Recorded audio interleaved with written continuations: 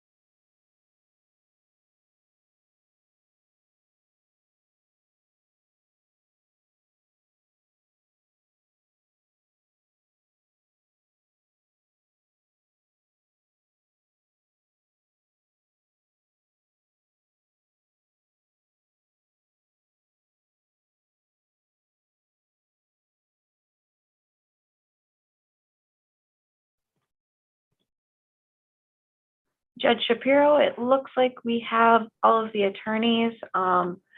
Instead of Richard Surenreich for the defendant, it looks like there's somebody else from their law firm, and I can bring them all in if you're ready. Sure. Do we have a court reporter? Yes, we do. Very good. Yeah, bring them in.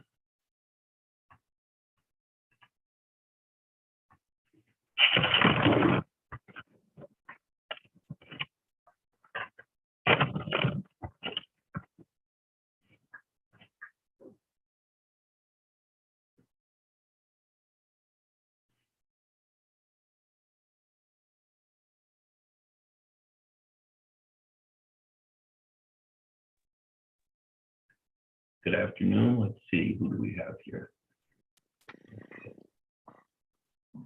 Is it, am I pronouncing your name right, sir? Is it Louisel? Yeah, Louisel. Yes, Your Honor. Thank you, Judge. Welcome. And then we have Mr. Kaufman. Are you here for CMU or Dr. Jackson? I am here for CMU, Your Honor. Okay. And Ms. Doyle, you're here for Dr. Jackson? I am, yes. Very nice. And we have Ms. Roberts, the court reporter here. So with that, I'm going to call the case and we'll proceed. Calling a Court of Claims case, Lavallii v. Dr. Matthew R. Jackson, case number 18-36. And I begin by noting this case was filed in 2018 and it's now 2022. I received this morning's filing from CMU, and have plaintiff and CMU discussed any further what is still outstanding at this point?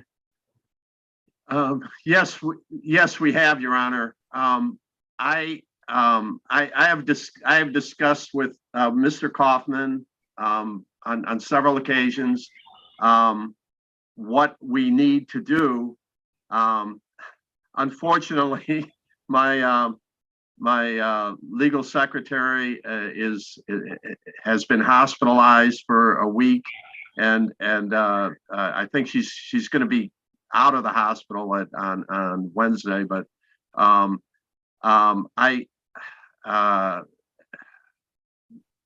and Mr. Kaufman provided us with 200 pages of documents last week, and I really haven't been able to go through all of those documents, Your Honor. So I apologize for this late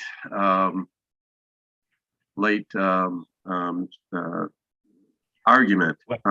Mr. Lewisell and Mr. Kaufman, how do you want to proceed on these? I'm happy to hear the whole motion and render a decision, but it seems like that's a waste of time if you're 95% there. On the other hand, I really don't want to see you guys again on this motion. So I ask for your guidance. Mr. Kaufman, Your Honor, actually your motion. Yeah. You may help us get over the hump, just in that I think from CMU's perspective, we've provided everything we could lay our hands on.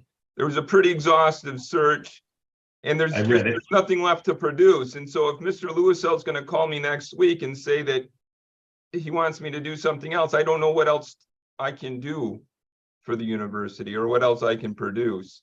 I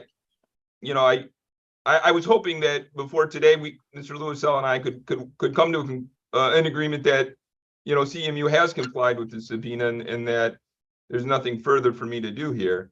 I guess that's what I would like to see happen.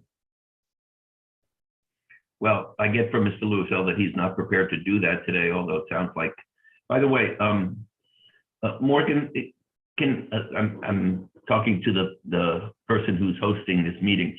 Mr. Lewisell's picture is pretty funky and seems to be frozen and repeating. Can you tell me anything about that? So that, I believe, is going to be something that's happening on his end. I can try and turn off the video and have it turn back on and see if that fixes the problem. Give that a try. If not, we'll live with it. Okay. Yeah. So I was yeah. So I'm going to turn off my my video. Okay, that's fine. Oh, here I am again. Well, since the two of you really would like to but are unable to reach an agreement, here's my suggestion, and I'm just thinking of, shooting from the hip here so you can speak up, which is that the two of you consult this week, and if things are not fully resolved, you'll come back before me, and whoever is the difficult party is going to pay the other side's fees. I think that's reasonable, Your Honor. Yeah. Mr. Kopp, is that okay by you? That would be okay with me, Your Honor. Okay, very good. All right, so I'm not going to make any, unless there's something you two want to put on the record about the materials produced to date. Mr. Kaufman, we have your statement that there's nothing else and you've made extensive efforts. Mr. Lewisell, if there's something else you want to say about it. Other than that, I'm just going to give you, what is it? Today is a Tuesday. I can give you 7 days, or I can give you till the end of next week to get back to me in writing as to the status of this dispute, if any. Yeah, I think my legal secretary will be back Wednesday or Thursday of this week. So I would like to the end of next week, Your Honor. All right, that would be March 3, I think. I'm looking right. Yeah. Okay. So I would like a joint filing from the two of you indicating either that there's complete agreement or the areas in which there are disagreements. Actually, if you resolve everything, file something jointly. If you still have a dispute, you probably should each file something and I'll decide it without another hearing. Okay? All right, Your Honor. Thank you. Thank you, Your Honor. And before we turn to the more complex motion, what is the status of discovery? Have any depths been taken, or are we still fighting over paper discovery only? We're fighting, yeah, we're fighting for discovery only. We got a lot of papers last week from Mr. Kaufman, and we're still trying to review those papers. All right, well, it's your motion to compel, Mr. Lavallii. I presume you want to proceed with it today, am I correct? Well, our motion to compel is based on materials requested in one of three categories. And if Mr. Kaufman can do these three categories, if he could answer our questions regarding these three categories, the number one would be materials have already been produced, and then if Mr. Kaufman could respond as to what materials have been produced, and then number two, for any materials in existence but not produced, ID why were they not produced, and they, you know, that this would ask, you know, we would ask the court to resolve that issue. And then number three, if they have objections, in other words, if they indicate they've produced everything they have, you're indicating there may be some things that you think they may have and are not producing, and you want to know why. Correct. And then if anything requested is not in existence, then we need them to state that and sign or attest to the same. And that's, you know, that's what we're going to have to do at trial on these matters. But so those are the three things that we're requesting from Mr. Kaufman. Your Honor, I'm a little confused. I thought as for my motion to quash, I'm the non-party here. We were going to give ourselves a week to work it out, and I appreciate Mr. Lavallii telling me his position on the record, but we'll have a week to talk about that. I thought we were talking about the motion to compel that he filed. Yeah, I had moved up. I agree. I was talking about the motion to compel, Mr. Lavallii. I'll leave it to you and Mr. Kaufman to figure out where the two of you stand and get me a filing next week. And Okay. As I there are problems, I'll make a ruling, and if I think someone is the at-fault party, then I'll assess costs. Okay. So All we'll right. leave that one there. I don't know how that affects your motion to compel, but I'm prepared to hear your motion to compel. I have your 4 sets of interrogatories and other requests. So I'm going to hear that. But first, I want to ask you, I reviewed everything over the weekend, Mr. Lewis. So what damages are you claiming in this case? Is it the scholarship? Yeah, we are claiming damages for my clients not being allowed to proceed as a football player, and we don't have a set amount of damages, but we are asking for, yeah. Any economic damage? Yes, I think I'm not sure whether he was enabled to get scholarship money for the last year of his attendance at CMU, but we are also asking for damages for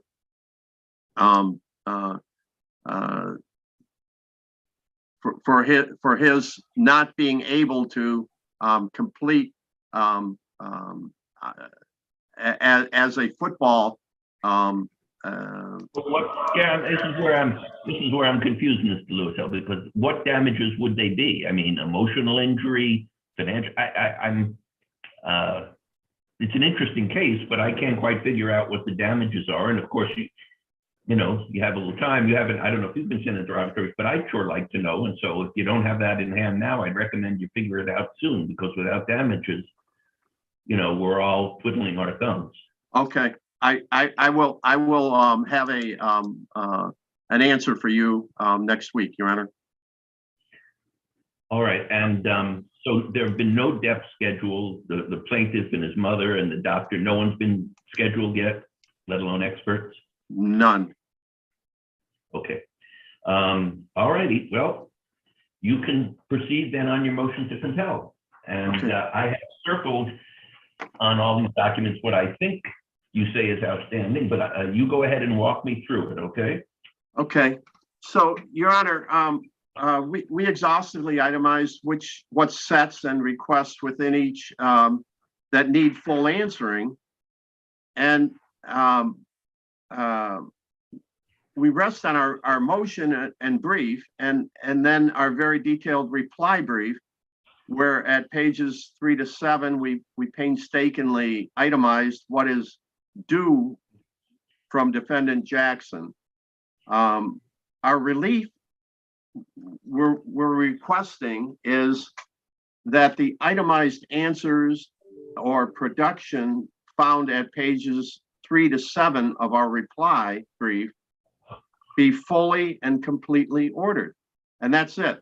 Yeah, I know, but you have sent quite a lot of discovery, and I'm not going to just grant you a boilerplate answer everything. I thought we were going to go through these, and I spent a lot of time getting ready to go through them, and to have you justify some of these and then have Ms. Doyle tell me why you're not entitled to it. I'm not prepared. If I thought this was something I could resolve by an omnibus order to deny or grant, I'd have done it weeks ago.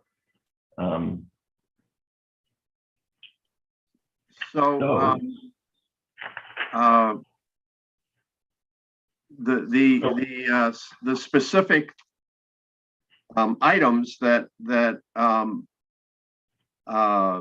we're requesting for are plaintiff's July 12th 22 request discovery set. This set is attached as Exhibit C. So the defendant. Which one did you just mention? Yeah, it's set. This is set attached as Exhibit C to our motion. Hold on, I have it organized a little differently since I had a lot of pleadings here. Okay. Is this is not the Myers versus Reed set, right? It's No. the set that was. I have two sets, both answered on 12-9 and supplemented on 1-5. I have Okay. a first set and a second set.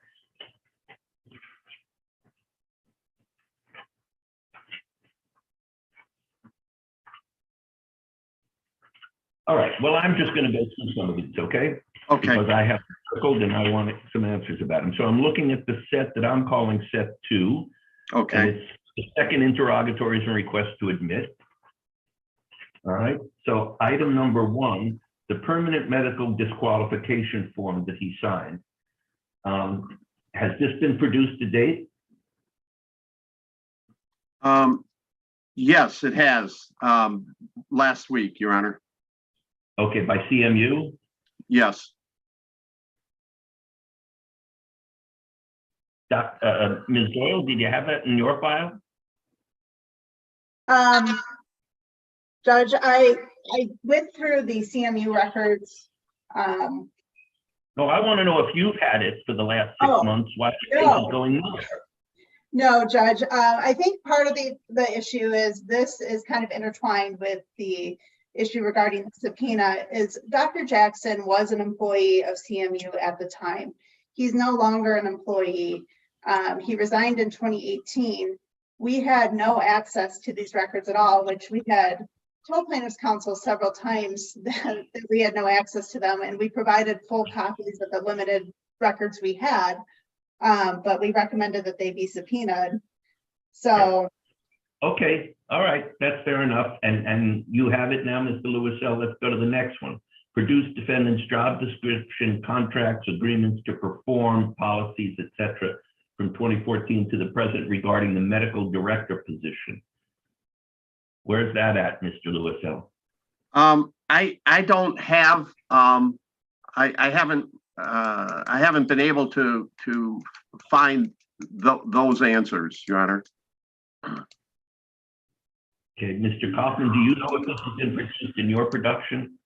Your Honor, I believe that that's a record that simply does not exist. There was a prior team doctor, Dr. Anderson, who was the interim team doctor, but he left CMU, I think, in early 2016 when Dr. Jackson was hired.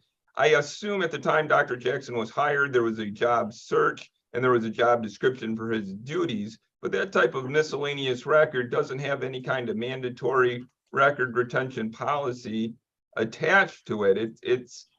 It was in 2016, Your Honor, and if one existed, it's not in his personnel file. CMU produced Dr. Jackson's entire personnel file.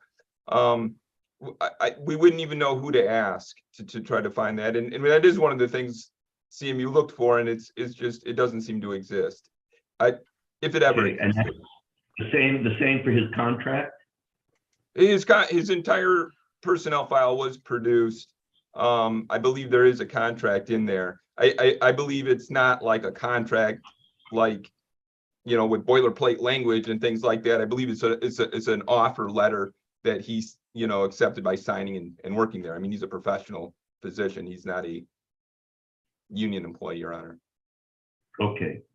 All right. I'm continuing on here to the request to admit, and this is directed to your client, Ms. Doyle, whether or not he was the team physician.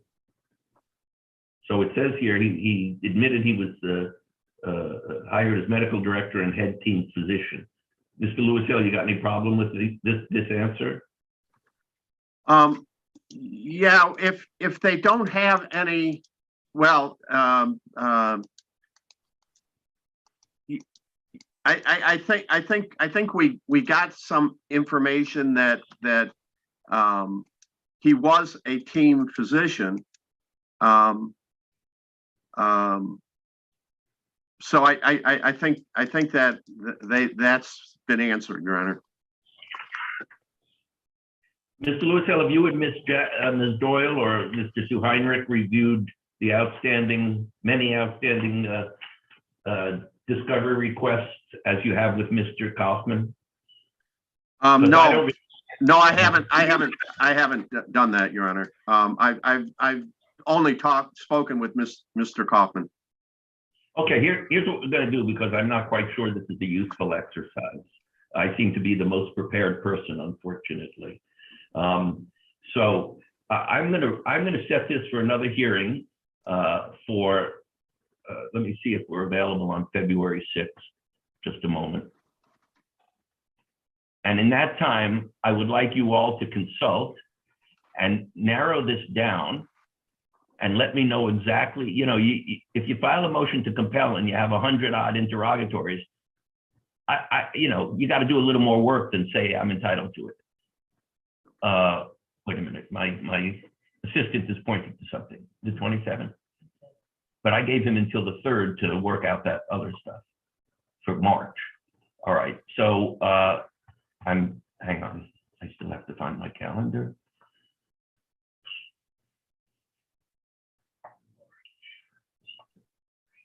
All right, we'll do this on March 6th. Okay. All right, and here's what I want everybody to do. Mr. Lewisell and Mr. Kaufman, you guys have discussed it. I think I have an understanding of what's going on.